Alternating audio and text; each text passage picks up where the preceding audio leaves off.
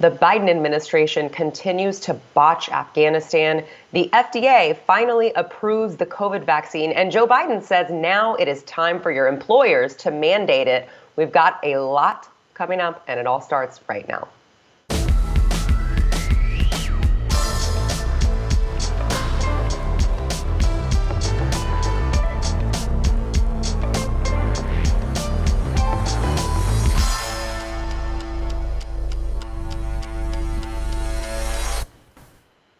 Welcome to the news and why it matters. I am Sarah Gonzalez, back from the dead. Finally, I'm almost back in studio, but I could not miss another day talking to all of you lovely people. Now, we do have two wonderful ladies in studio. Pretty hot, I might add. We've got Sydney Watson. Of course, you guys know that she is joining The Blaze very soon. New show coming out called You Are Here that she is co-hosting with Elijah Schaefer. I know all of you will be tuning in. We've also got on her maiden voyage on the show, we have Lisa Reynolds, who is a political commentator. I do think she and Sydney go way back. So Lisa, we're happy to have you here. Thanks for having me. I'm happy to be here. So let's get into all of the latest on what's going on in Afghanistan. So the Pentagon, actually, Defense Secretary Lloyd Austin activated the Civil Reserve Air Fleet yesterday. This was giving the Department of Defense access to the commercial air fleet to help with evacuation efforts in Afghanistan. Now, this is, of course, not just Afghan nationals, but also an unknown number of American citizens who wait to be evacuated from Afghanistan. And remember, we say unknown because we keep asking people in the Biden administration, hey, how many Americans do we have there? And the answers we keep getting are, we actually have absolutely no idea. So this activation is for 18 aircraft. There are some from American Airlines, some from Delta Airlines, Omni Air, United, just several from all different airlines. And these particular airplanes will not actually be going all the way to Kabul, but they will be helping move passengers once they are in a staging base. They will be moving them somewhere else that they can continue to be safe. Now, I want to get y'all's thoughts on this because I had no idea that we could actually do that with commercial aircrafts. And that's great if we have that kind of a deal with them. But I'm thinking, how many taxpayer dollars went into Afghanistan? How much blood, sweat, and tears went into Afghanistan? And after all of this and all that you've botched, you have to borrow other people's airplanes in order to somehow salvage any of this? Does that not strike you guys as crazy? I mean, I think what's even more bizarre is how badly this is played out. I mean, if you think about it, if we're at the point where we are having to use commercial airlines and planes, and I want to know how long it's going to be before they actually want to start using private planes, to be completely honest with you. They've already been doing that. So and that's why this comes now, is because we've had a host of private people start raising funds. And I was working with one ground, we had over 400 names on a list. Then they offered up 20 private planes, and NGOs finally got cleared to leave out of the Kabul, I think it was yesterday or the day before. But the only reason the administration is doing this is because so many private citizens were raising their own funds and getting their own teams out, getting their own people out. Is that to get U.S. citizens out, or is that to get Afghanis out? Both allies, ministers, and U.S. citizens too, but they weren't relocating them all to the U.S. yet. It was to Qatar and Albania and places like that. I mean, it's odd when you think about it. Again, I come back to the fact that this has been so poorly executed. And it's almost as if the Biden administration did everything in reverse. And I know that when you basically read about what Trump's process of getting everybody out was, he basically wanted to start with, let's remove citizens first, and then let's get the military components, so these vehicles and the guns and what have you, and then we take them out. Whereas it's almost like Biden just basically threw his hands up and said, oh, screw it. It's all because they wanted it done before the 9/11 anniversary. And if they had just waited until the winter season, the Taliban doesn't really fight in the winter season because... Is it too cold? Is that what it is? It's too cold. It's too cold. Too hard. And so their main fighting seasons are spring and summer. And if they had just waited, but he really wanted to get that 9/11 people out before the 9/11 anniversary. It was more important you know, to what he thought the Americans wanted. But the Americans don't want this. They don't want their... No one wants this. No. The Afghanis don't want this. And I think that's a big thing too, is that we're basically, again, sacrificing US citizens for the incompetence of the Biden administration. It's incredibly frustrating. How many people have we done this to already? We've hurt the Kurds. Now we're hurting our Afghan allies. Who's going to trust Americans to, you know, to have our back? No, we don't have yours. It's really sad. Yeah, it is. Definitely. That's a really great point. And I think that has kind of been what's been resonating across the world is apparently being allies with someone is a joke to the United States. And I mean, you lose a lot of credibility nationwide when that happens. Speaking of losing credibility, though, we also had, Joe Biden, who, as we just said, continues to just botch this every which way. He goes on television, he acts like he has no idea what's going on, or he says something, and then in fact, later on, we find out the exact opposite. And so what was his name? What's the guy's name from Fox News? Chris Wallace, thank you. Fox News, Chris Wallace. Do you mean the same Chris Wallace who what did he do? He moderated the debate, and poorly. I wanted to cry the whole time. I thought, this human being is a butthead, and I hope to never see his face ever again. No, thank you. I'm good. Hasn't he gotten so bad? He's so terrible. Oh my God, Sarah. The little lisp doesn't help either. No, the lisp look, I don't want to bully people with speech impediments, but if you're going to be short and go on television and poorly moderate a debate, I will bully you. It's true. That is my primary objective at this point. This is bad, though. So Fox News' Chris Wallace. He was talking to Secretary of State Antony Blinken, and he was basically asking Blinken, hey, does Joe Biden even know what's going on? Because, you know, we see him give all of these answers that don't turn out to be true. He seems like he doesn't know what he's doing. What's going on? And Blinken gave quite a strange answer. Watch. Mr. Secretary, does the president not know what's going on? This is an incredibly emotional time for many of us, and including allies and partners who've been shoulder to shoulder with us in Afghanistan for 20 years, at high cost to themselves as well as to us. They stood with us after 9/11, invoked Article 5 of NATO for the first time. An attack on one is an attack on all, and we've been there together. But I've got to tell you this, Chris, from the get-go, I've spent more time with our NATO partners in Brussels, virtually, from before the president made his decision to when he made his decision to every time since. We've been working very, very closely together.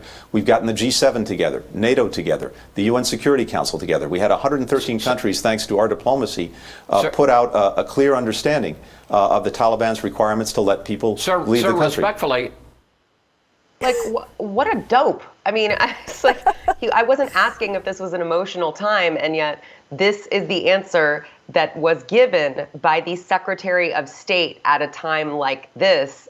Help me make sense of it, ladies. Well, what's he going to say? Sorry that the President of the United States is suffering from a neurodegenerative condition, and I'm not really sure if he knows where he is 90% of the time. Like, what's he going to say? How's he going to answer that? Brief him. I bet you they don't even brief him. I bet you they just make all the decisions and they just load them up with, like I said, Adderall or something, injections of some sort, and then stick them out in front of a teleprompter. I know you just said a bit of cocaine, and then I thought, Sarah, can I talk about cocaine on your show? I don't know. Am I allowed? Is that? I don't know either. We'll find out. This is why Blaze is like, Sydney, can you just not be an idiot? And I come on and talk about drugs. Anyway, no, you're right. I honestly wonder if they do like give him something to make him perform better before he goes into these, you know, press conferences and what have you. I think that they just make decisions and then they tell him what the decision was and he just nods and says, parrots. Okay, that's fine. Yes. And it goes from there. I can't see him actually in there comprehending like all this military and complex information and then making a sound, rational decision. I just don't see it happening. Well, what's interesting about, and I'm sure that both of you saw this, and I'm sure that your listeners there also saw this too, where when he was being asked about the Taliban basically taking over Afghanistan and all that, and his answer to, you know, basically, hey, people are falling out of planes, and he goes, well, that was 4 or 5 days ago. I mean, like this is the answer of someone who is obviously not cognitively sound. Like, let's be real about it. Fun fact though, I mean, Lisa and I actually lived together when we lived in DC. Lisa still lives in DC, and our landlord actually is quite high up in the the Biden campaign. So we got to see what kind of people work for him, and that was a very interesting experience. So it's really not surprising to me that they would be feeding him information, given what we know. I still want to text them every once in a while and be like, you still think this was a good idea? Are you Exactly. sure? Do you stand by your decisions? Where do we stand on this? I definitely used to come at them for that. Like, there's no way he's like in cognitive decline. He should be in a home, not the White House. Yeah, it's elder abuse at this point. And it's not just him, though. I mean, even you saw Blinken. I mean, numerous members of his cabinet. It seems like none of them can really rise to the occasion. I mean, we're seeing this all the time. And then let's not even get started on the vice president. So it's just like, how did someone who obviously is in such mental decline pick all of these people to be around him that also suck? Yeah, I mean, it's true. But again, like, what are they supposed to say? Like, what are they supposed to say to cover their bases and to cover their butts when it's very clear that the president of the United States is not doing okay and is suffering probably from dementia? Truly, like, when someone asks you, is this person cognizant of what they're doing and saying, what are you going to answer? No. And then what? And then we'll drag him through the mud, because that's the truth. We're basically, they're damned if they do, damned if they don't. I don't feel sorry for them in any capacity, because I think that they've gotten themselves to this point by, obviously we can't talk about the quote unquote not stolen election, but, we do have someone in office who I'm not tremendously sure if they got their, based on the votes of the American citizens. I'm not certain of that. So, I mean, I don't feel sorry for them being trapped in a corner trying to defend somebody who's obviously in cognitive decline. But even if you invoke the 25th and you remove him, they're stuck with Kamala, who has, her poll numbers are deteriorating rapidly. They're even worse than when they stuck her. I don't know why they chose her. I mean, well, I know why they chose her, but you couldn't find anybody else to fill that diversity quota. Well, exactly. Everybody hates her in her own party. Lisa, do you think that that's why maybe we haven't seen such a push for Joe Biden to be removed, is because everyone knows that the next person is Kamala, and that's way no worse. one likes her. Yeah, but you would think that they would have thought about that before they picked her, right? Like he was clearly deteriorating. They did that whole 25th thing with the House before he was sworn in. They were kind of like saying it was about Trump, but it wasn't. We knew that. But if you knew she was that wildly unpopular, I mean, she couldn't even pass the primary out of her own state, right? So everybody hates her. Why would you put her up? The whole thing doesn't really make a lot of sense to me, honestly, but I think that with her numbers plummeting as they are, and they don't want to admit that he's not cognitively there. People wanted Biden because they thought he was like the nice old grandfather guy, but people are waking up and seeing that he's in a slow spiral, a fast spiral. Yeah, downward. but people didn't vote for Biden. They voted against Trump. And that's what's so important. And even that is even questionable. Well, exactly. But I mean, we have to remember this in the sense that people didn't vote for Biden, and they certainly would not have voted for Kamala. And the fact that she is now next in line to run this country, and I do this because I think in a lot of ways we have a power vacuum. We have a Game of Thrones power vacuum in the White House. In fact, I think I've said this on this show before with Sarah. We have this bizarre power vacuum, and what, you're going to fill it with Kamala?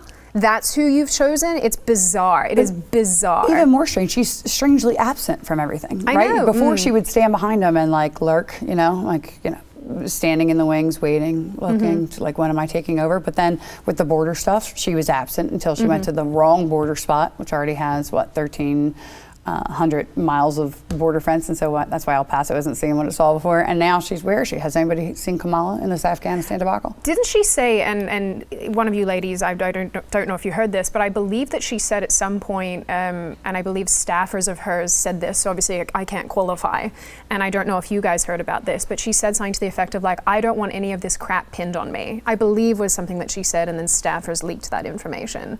I mean, and I wouldn't be surprised if she did feel that way. I'm happy that there's somebody actually leaking something out of the White House, because they seem to do it every 5 minutes when Trump was in office. Exactly. And now, where are all these leakers that care so much about what's going on, clearly? Exactly. That actually gives me a little hope, Sydney. All right, before we get off the topic of Afghanistan, I want to see what you ladies' thoughts are on this. The Taliban appeared to be mocking the United States in a new propaganda photo. This, of course, is meant to mock Iwo Jima. the World War II image of the Marines raising the American flag. As you guys can see, it is now the Taliban who, and gee, I wonder where they got all of this military gear. I have no idea. It's a mystery, Sarah.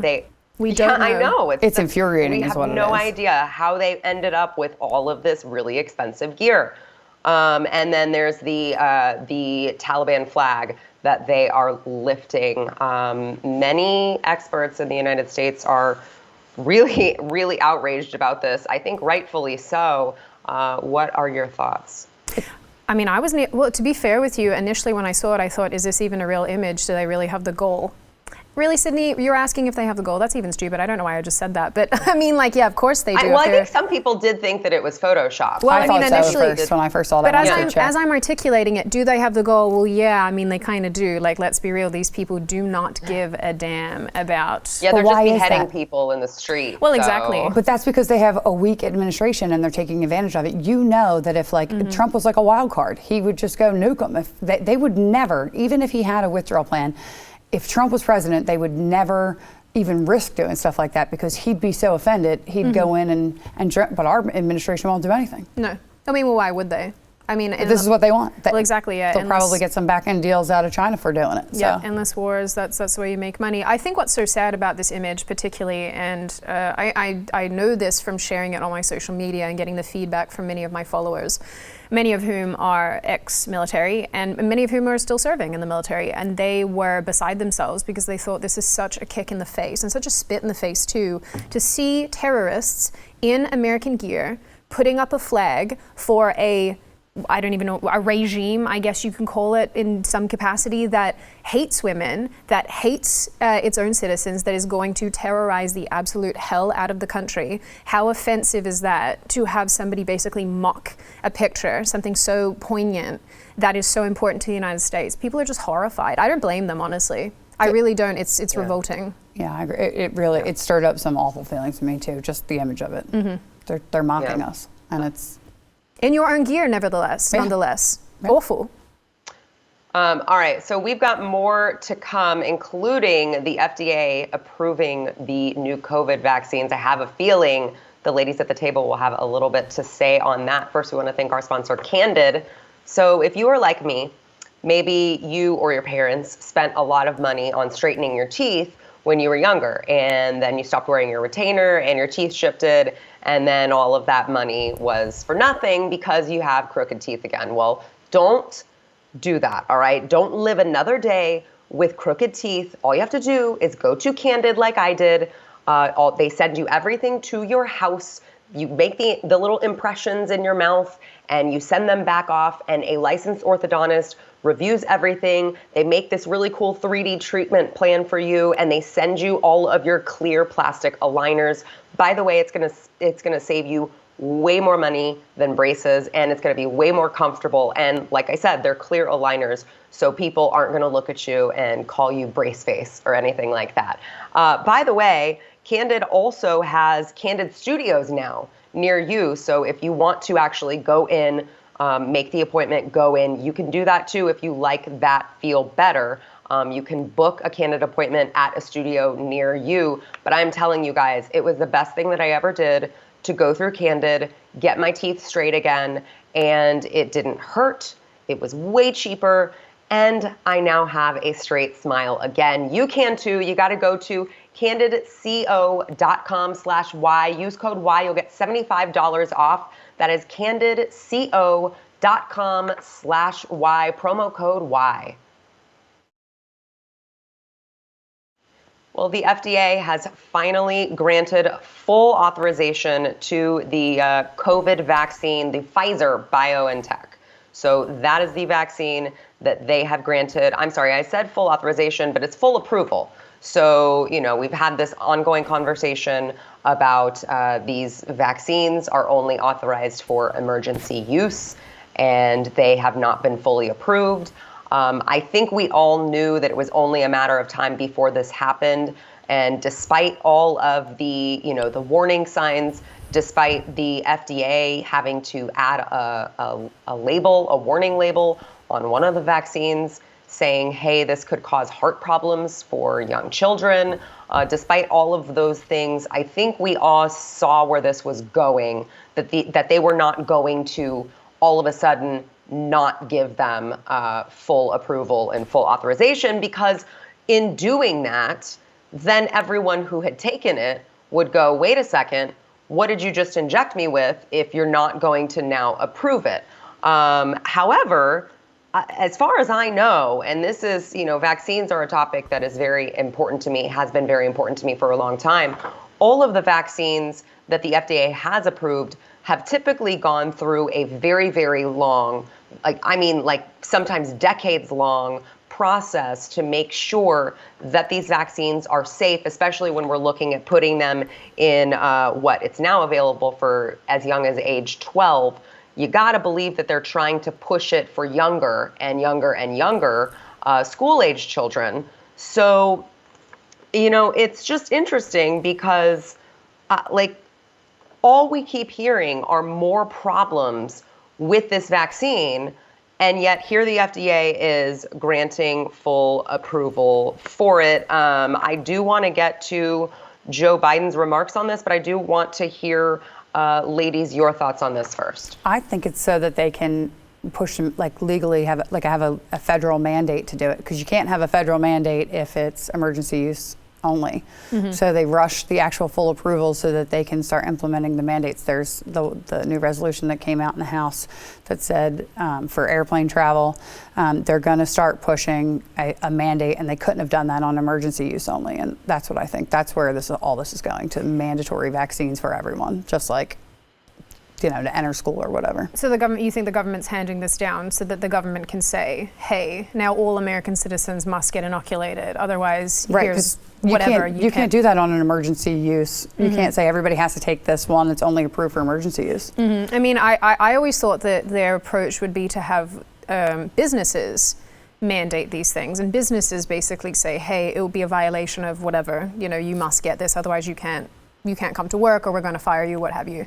So I mean, what you're saying is much more concerning. Yeah, well, because that's how it starts, right? You'll say, okay, well, these certain, companies, you can't work here, mm-hmm. like the airlines, I think it was Delta that was doing it, right? Mm-hmm. But then as people get used to that and they're not pushing back because they don't want to lose their job, but then not enough people are still getting vaccinated in other areas or sectors that don't want to do that, then that's when they can start implementing the full mandate push. And it's going to pass the House of Representatives, because it may not pass the Senate, but it will pass the House because they have the majority. Yeah. So that's coming. It's down the pike. I guess my question to you, both of you as Americans, because I fully confess my comprehension of this is not so great, because I've not lived in America for long enough. My comprehension of many of the rights that Americans do have, I have a pretty good understanding, but it's not, super holistic in some capacity.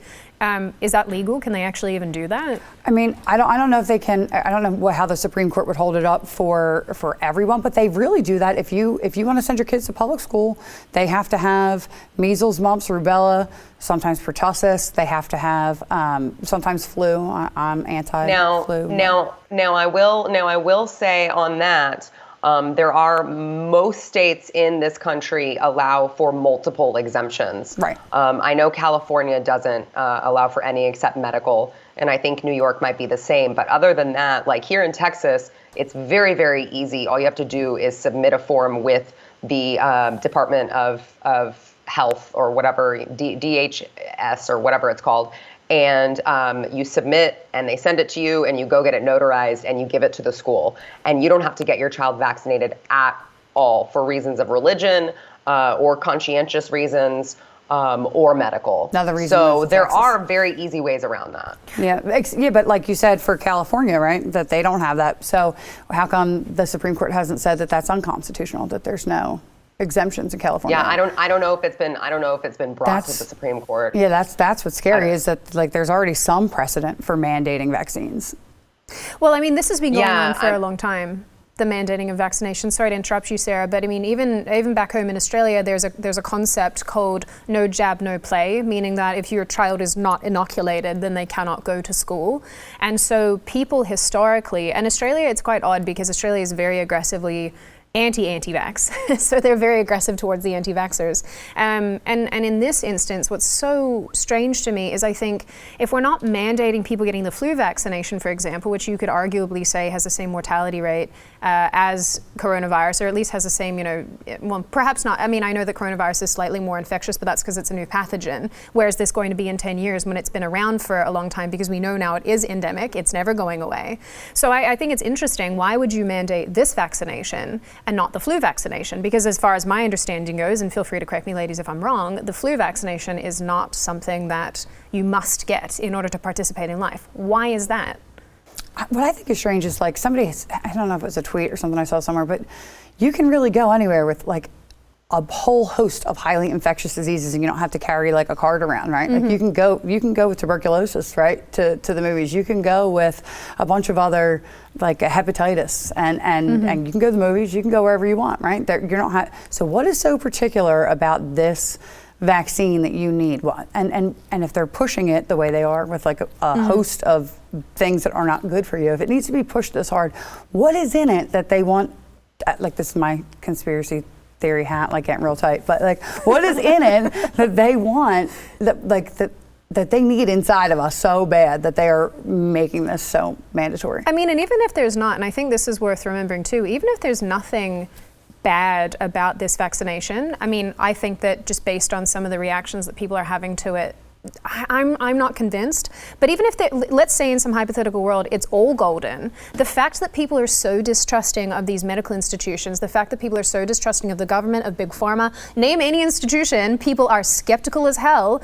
That says so much about the state of the United States. Truly it does. The fact that people go, oh, I'm not going to get inoculated against this new pathogen because I don't trust you, government. I don't trust what you're going to put into my body. That's nuts. And the other thing too that really, really makes me mad about this is how many Americans, and this, I know it's probably not the people watching this show, but how many Americans are bending over and saying, you know what, it's fine, yeah, I'll do it. I'll do it because I want to get on a plane. I'll do it because I want to go into the supermarket. That is absurd to me that we're living in this weird dystopian reality where you must do these things mandated by the government in order to participate in everyday life. This is honestly, I am sad as heck that I'm, like a young person during this period, because I wish I was like 80 years old towards the end of my life.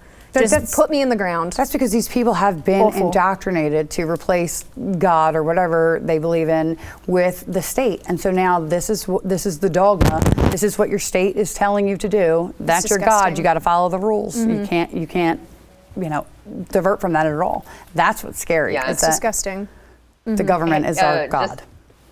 Just as like a quick aside, Sydney, you made me remember I was talking to a law enforcement official not that long ago, and he said that they were they have to offer the COVID vaccine to all of the people who are in the jail, and they were offering there's like drug users and stuff in the jail, and people who obviously are very familiar with needles, and they're like, hey, do you want the COVID vaccine? And those guys are like, no, don't even get close to me with that stuff. So they trust the heroin and the meth, but not so much the COVID vaccine. All right, we've got more to come, including Joe Biden basically putting the pressure on the employers. Start the mandates now. We've got that on the way. First, we want to thank our sponsor, Built Bar. So I actually have been living off of Built Bar these last couple days, have not really been eating except Built Bar. So I think that I can honestly say that Built Bar has been keeping me alive. If you have not yet tried Built Bar, it is a healthy, I want to say it's like, you want to call it a candy bar, but it's actually a protein bar. So it's all covered in 100% chocolate. It's low calorie, it's low carb, it's high in protein, and it's high in fiber. And the reason why I have such a hard time calling it a protein bar is because it doesn't taste like cardboard. It actually tastes really delicious. They've got a ton of flavors that you can choose from. You can go to the website and get a mixed box. They're going to give you 2 of all of their regular flavors so you can try them, figure out which one you like the best, and then order a bunch of boxes of those. But I'm telling you guys, these are great to have in the pantry for whenever you are just needing something sweet. You're having a sweet tooth moment and you don't want to add to your waistline. You gotta try them. Go to built.com. If you use promo code NEWS15, you will get 15% off only at Built, B-U-I-L-T, built.com. All right, now we were just discussing the FDA granting full approval to Pfizer for their COVID vaccine. Now, shortly after, we of course heard from Joe Biden, who I guess woke up from his nap in order to give this short statement. But interesting, the pressure he puts on businesses to start mandating the vaccine for their employees. Here is Joe Biden. Today, I'm calling on more companies, I should say, in the private sector to step up with vaccine requirements that'll reach millions more people. If you're a business leader, a nonprofit leader, a state or local leader who has been waiting for full FDA approval to require vaccinations, I call on you now to do that. Require it. Do what I did last month. Require your employees to get vaccinated or face strict requirements. Now, you know, this kind of stuff really rubs me the wrong way, because it would be one thing if you could say, well, it's a true free market. Businesses can do what they want. Employers can do what they want. All these private businesses can do whatever they want. Isn't that what you conservatives were asking for this whole time? But that is not what's happened throughout this entire pandemic. Businesses have been pressured by the government.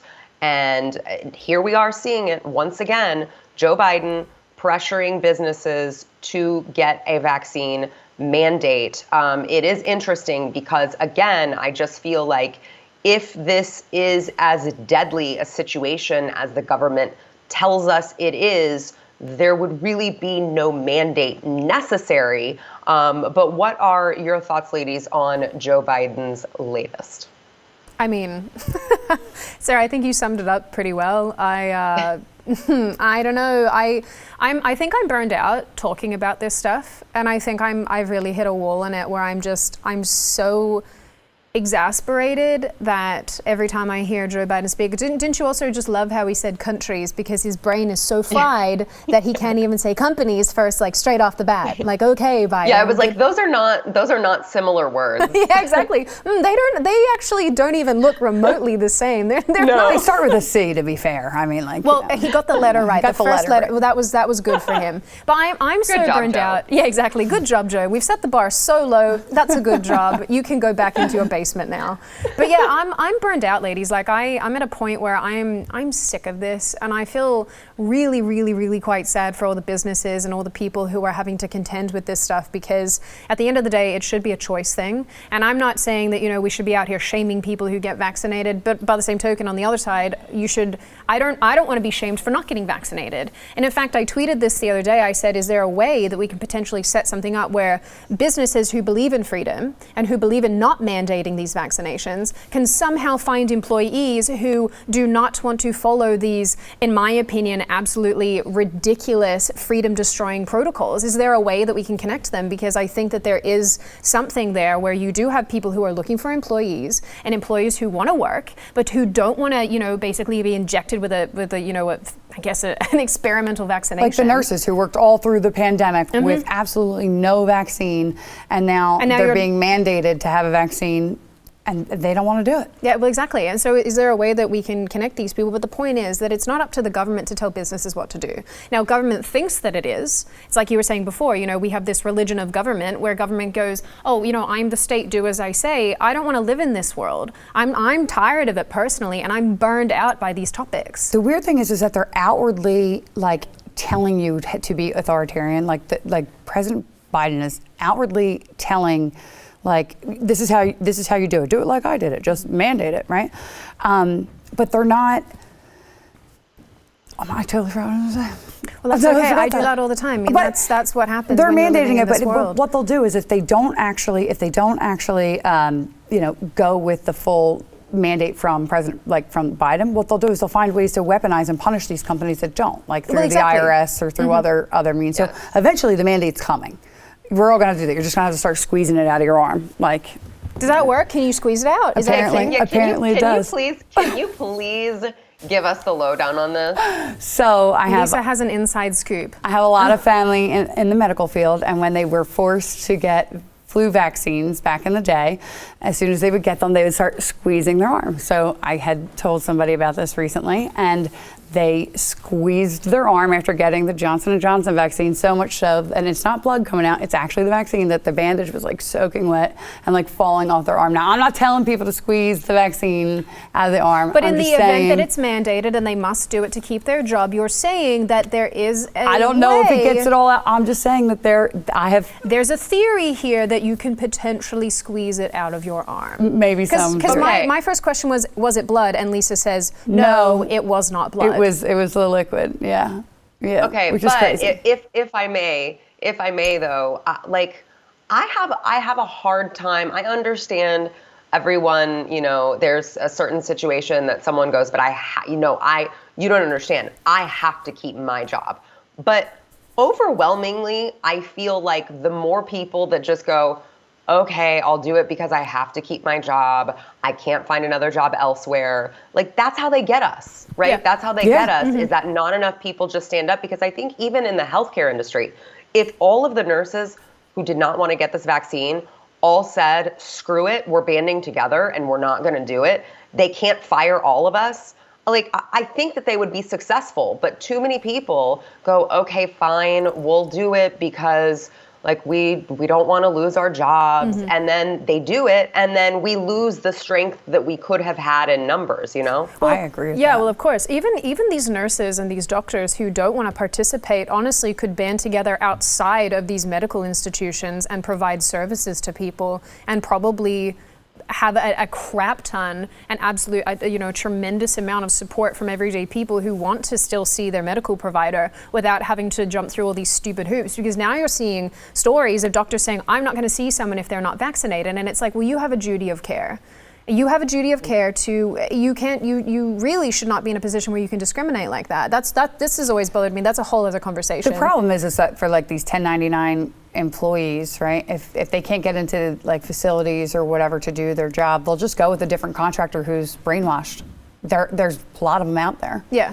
And so, it gets to the point where I think that at least 50% of the population is brainwashed, right? So, there's people that will jump in your spot. And so for a lot of people that like maybe are starting a new family or something like that they feel that there's no other way but to inject themselves with something they don't believe in. That's sad. But Sarah's That's right, wrong. though. Sarah is right, though, because if people actually took the time to band together and stand up, and this is the thing, right? There is more of us than there are of them. And I think people forget this far too often. They forget that Democrats actually in this country only make up a very small portion of the population. I believe it's somewhere in the realm, from my reading, and feel free to correct me, everybody, but I believe it's only somewhere in the realm of like 30%. Or something small like that. And even these radicals are an even smaller faction of the Democrats. So it's interesting to me that we don't come together and that we don't basically stand up united and say, I'm not doing this. Because I can tell you now, even though I know that I'm not in a position where I'm going to have this mandated in my workplace, I don't think that there's a point to getting vaccinated for me. I'm a 20-something-year-old woman, no thank you. But, for these other people who do feel pressured, to have the support of even people who aren't under pressure, I think is tremendous. For us to actually to get out there and to go, nah, not doing it, not participating. Yeah. Fire us all. Yeah. That's what I'm saying. I want people to have a fallback. They can't arrest us all. They can't fire us all. I want people to have a fallback. Right, exactly. There has to be a fallback. I just hope everyone remembers that you have that power unless you give it up. So, all right, we've got more to come. First, we want to thank our sponsor, Patriot Mobile. So if you guys are with a big mobile carrier, what you don't know is that company is usually taking a portion of the money that you're paying them, your hard-earned money that you work very hard for, and they're taking that money and they are donating it to left-leaning causes that you are oftentimes fighting against. Especially if you're listening to this program, we know that you probably are spending some time trying to fight against places like Planned Parenthood and people who want to take your guns from you. So Patriot Mobile is America's only Christian conservative wireless provider. They have the same nationwide coverage as all of the other providers. They have the same type of phones you can get. By the way, it's still 2021. You can port over your same number. I know people get like, oh my gosh, what if I lose my number? You won't lose your number. They've got plenty of different plans to choose from. They are all super, super affordable, and they're going to donate a portion of your money in your bill to causes that you do care about and you are fighting for. So it's really important right now with all of the wokeness going on in the business world to support companies who support you, and that is Patriot Mobile. You can go to patriotmobile.com/news. Check out all of their different kinds of plans, and they've got multi-line discounts. They've got extra savings for veterans and first responders, and you can get free activation with the offer code NEWS. That is only at patriotmobile.com/news.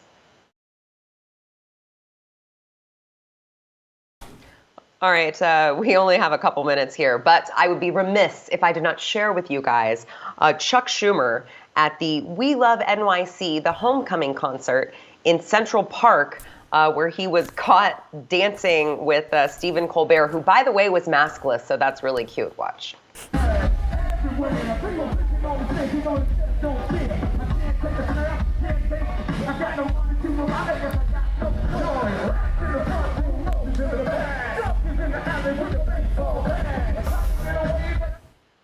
So it's good that, you know, as the world is burning all around us, lots of things going on that you would think that lawmakers would need to be paying attention to. Good old Chuck Schumer is over there dancing up a storm. Ladies, your quick thoughts. Our dance parties are way better than that. I was gonna say I miss Trump's little like his little dances. No, I don't know. Everything's cringe. I hate it. Thanks, I hate it. That's my input. More hypocrisy from them again. No masks, you know. Not just thanks, I hate it. That's what we're going with. All three of us agree. That's thanks, I hate it. Yeah, that's it. That was gross. The little high five they did made me die inside. It was cool. I was Their like, moves were terrible. I was like, you know what? This is now I'm infertile. Thank you. So there you go. There's that. I'm done. Sarah's like, why do I bring Sydney on? No. I know exactly why I bring Sydney on. I just I remember when Stephen Colbert used to be funny. Yeah, that was a fun time. Well, that was before, I guess, the world went completely, absolutely bad insane. Sorry, producers, for swearing, but that was before all of that. I don't think I ever really thought he was funny though. I don't think it happened. That's because our humor is elevated, you see. Whereas Sarah and I, we are dirt people. We find stupid things funny. Yeah, I never found him funny. I was always out on him, not funny. Yeah, you are also from Philly, where like Bill Burr, the imminent death probably makes things a lot more. Yeah, true. Yeah, true. There's Philadelphia. All right. All right, we got to take a break. We'll be back. Yeah, I never found him funny at all. Hey, don't forget to go to wherever you get your podcasts. You got to search for the news and why it matters, subscribe, rate, and review. Give us, of course, 5 stars because we deserve no less. And I don't know, if I see a bunch of glowing reviews, I might decide to give you more information about why I'm hiding in my bunker. I don't know. We'll just have to see how many awesome reviews we get.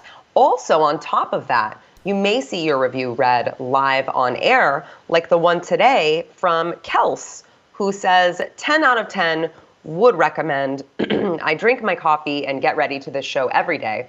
I love having an outlet that I feel I can trust and can relate to. Sarah and everyone at The Blaze are amazing. You should definitely listen. Do it. Listen now. So I'm just saying, Kelsey knows what's up, and you should probably do like Kelsey does and go give us a nice review. And I believe, Lisa, really quickly, we're having you back later this week, right? Yes, that's right. Yep. Thanks for having me. I'm excited. Awesome. And I hope to be in there to meet you in person. Thanks, ladies, so much for joining us, and we'll see you guys tomorrow.